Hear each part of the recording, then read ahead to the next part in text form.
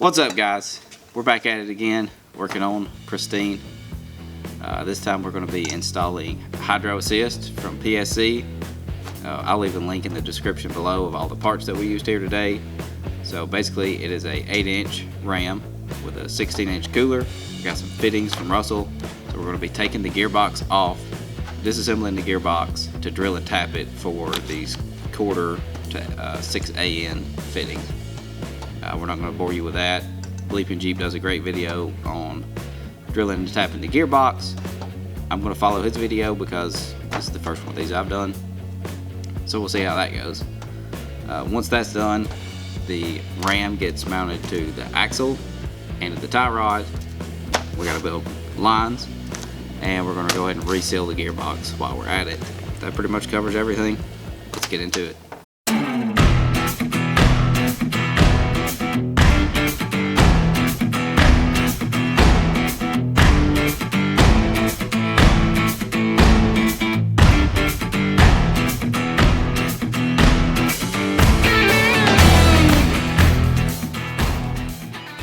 Okay, now it's time to mount the RAM, and you'll notice that the gearbox isn't back in it yet, and that's because I messed up a seal putting the gearbox back together, and it's going to be tomorrow before I get a seal for that.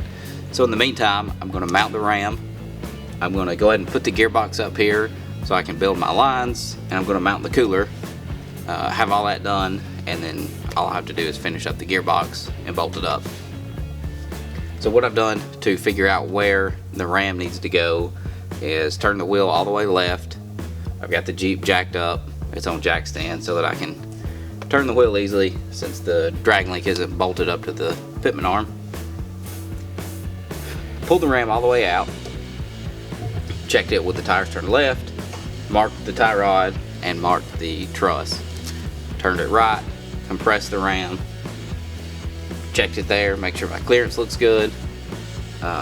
It does. So I've knocked the paint off of this stuff, and I'm going to go ahead and tack it up, tack the tabs in place, check it one more time, make sure it's good, and then go ahead and weld it up.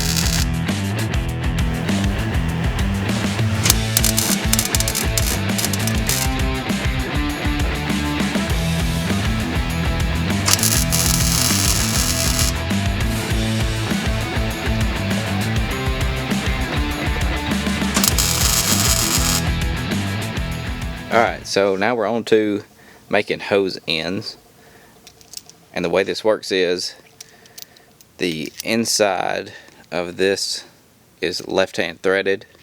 This actually threads onto the rubber hose, and then you thread this piece down into here,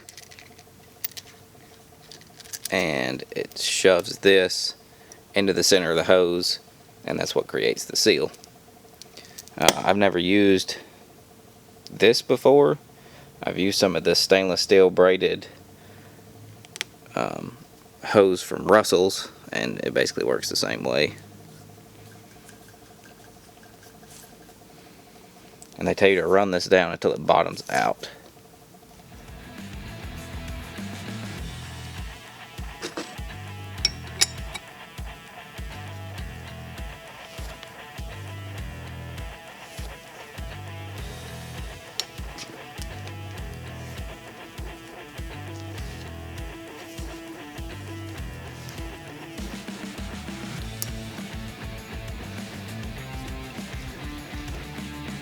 Alright, that's it. It's bottomed out.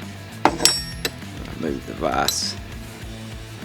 Careful when you're putting this stuff in the vise because it is steel core, and if you crank the vise down on it, you will collapse it.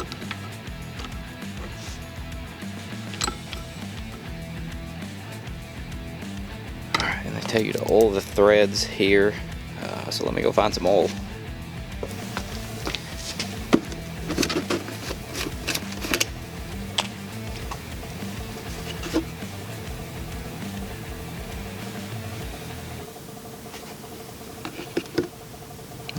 Just lightly coat the threads. That's probably just to keep it from galling. And I think I'm going to put a little bit of power steering fluid out here on the end.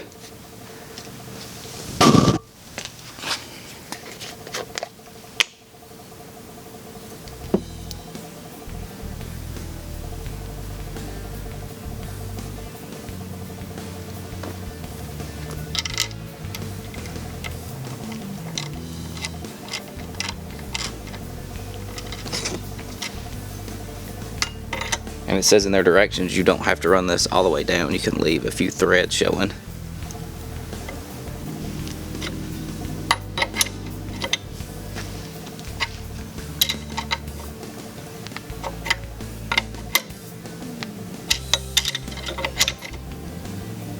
Okay. Alright, so now we'll go back over to the Jeep, figure out if this is going to fit best on the Ram side or the Gearbox side, make a measurement here and cut this hose.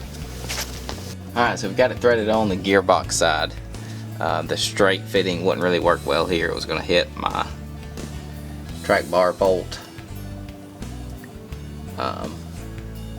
What I really probably need is about a 45 to point this down and away from the harmonic balancer, but this will work. It's just a matter of figuring out what to do with all the extra hose when the Jeep's sitting on its full weight. Because right now I've got floor jacks under both sides of it, and it's not quite at full droop. It still has a little bit to go, but it's as close as I can get it with a floor jack. So I'm gonna make this a little extra long, just so that I've got some more, and I'll probably end up just maybe putting a zip tie on the track bar so that it keeps it out of the belt and everything when the Jeep's sitting down.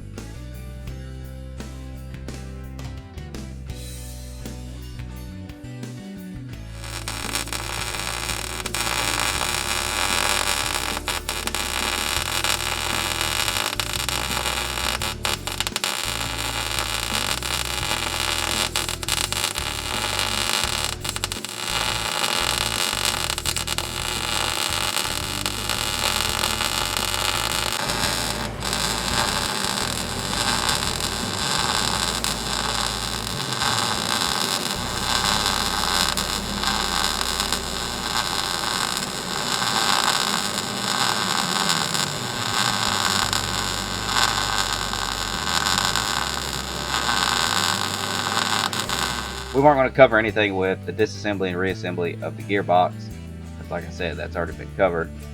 But I was going to show you this. Here's the seal that was damaged while trying to reassemble this.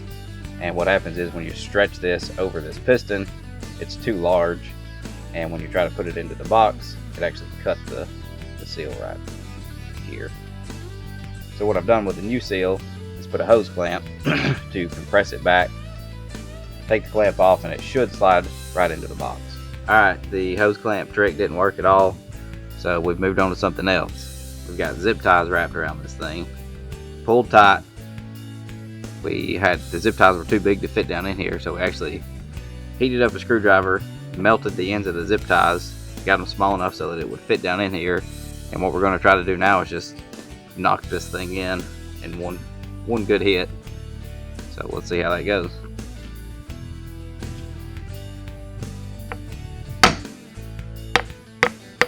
That work? Alright, so that pretty much wraps up installing your hydro assist. There's a couple of other things that you need to know before you start this.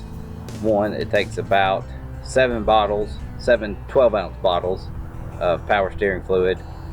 It says on the website that you need to use synthetic, and all I could find locally for synthetic fluid was Royal Purple, so that's what I used.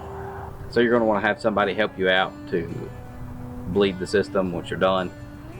Put fluid in it, fill the reservoir about halfway up, and have a second person get in the Jeep and just, without starting it, turn the wheel back and forth, left to right, and you'll see the fluid level will drop as the air comes out. Occasionally you'll get air coming back up and it'll push the fluid level up. So you don't want to fill it up completely or too full, or it's going to push fluid back out of the reservoir. So go back and forth several times, pretty much until the fluid level stays where it's at. Then start it up and bleed it just like normal.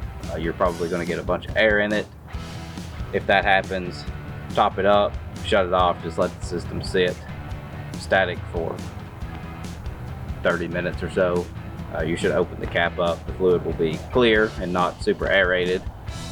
Then start it up, check it one more time, and you should be set. So I've been running this now for almost 2 weeks, and I haven't wheeled it yet, but I gotta say, driving it on the street, it's great. I've actually locked both front hubs, held the brake, and could still turn, which before definitely couldn't do that. One thing I did notice right away, you can't turn real fast at slow speeds. You have to wait for the ram to catch up and the fluid, the pressure in the system to change directions. So just know at low speeds, you're not going to be able to just crank the wheel, get a feel for it. After I drove it for 2 days, it was just like normal. So yeah, that's about it. Be sure to like, comment, subscribe. If you have any questions, leave those in the comments below, or send us a message on Instagram. We'll be glad to help you out any way we can. Thanks guys. Peace.